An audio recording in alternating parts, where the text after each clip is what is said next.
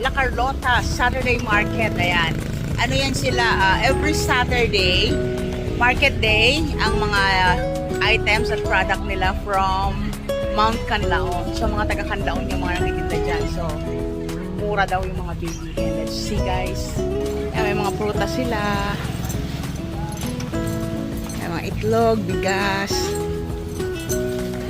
Ayan, guys. So, diba, ang dami. Mga, ano yan, residents ng Mount Canlaon. So, fresh yung prutas nila. Ayan. Marami kang magpipilian dito ng mga mura, prutas, gulay. So, whatever you need, meron sila. Guys, nakabili na ako ng santol, Bangkok santol. 60 ang kilo. So, nakakuha ko ng 3 piraso. So, it's worth 70 pesos. Bumili rin kami ng mangga. Ayan guys, mangga namin. Namiss ko yan. Ano yan? 130 ang kilo. Tsaka saging na saba. So, yung saging saba namin. Ayan. Kasi, diba? Kasi magbananakyo kami. Ayan guys, di ba? Ayan.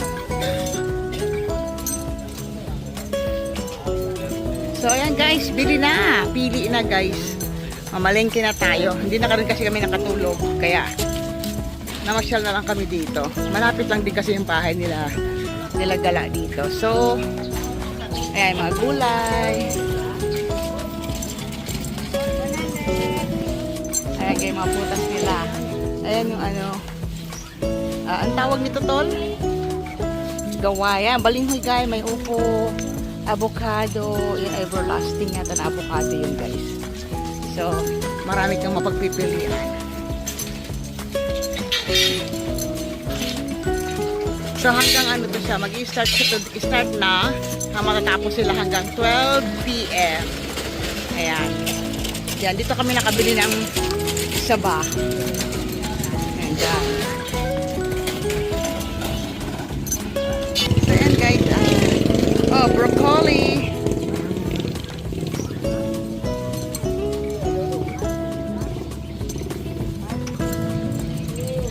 Lahat yan from Mount Canlaon. Yan ang negosyo. Kaya ito namang area na to guys, parang mga Tianggian. Tianggian siya. So, halo-halo. Meron ding ukay-ukay.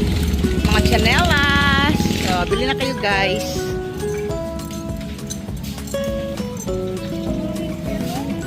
Tara guys, okay na tayo guys. Oh, mga shorts, paborito. So ito yung section guys ng mga tianggian nila, para mga okay-okay, mga murang damit, di ba? In short, used clothes. Salong, suso. 50 pesos lang po mga bag at t-shirt guys. Bili na kayo. Sapatos guys. Di ba? Pili na kayo. Kung may sukat kayo. Hindi na rin niya alam. Naghahanap kami ng lumpiang sariwa. Kasi kahapon may nadaanan kami dito. So, hindi na namin makita. Kasi siguro dahil because, ngayon, market day. So, yung space nila, kinuha ng mga naka-schedule for today. Ayan. So, ayan. Uwian na guys. Kasi sikat ng araw. Mainit na. Wala daw naman bagong tubag. Yung gising pa kami. Wala pang hilamos yan.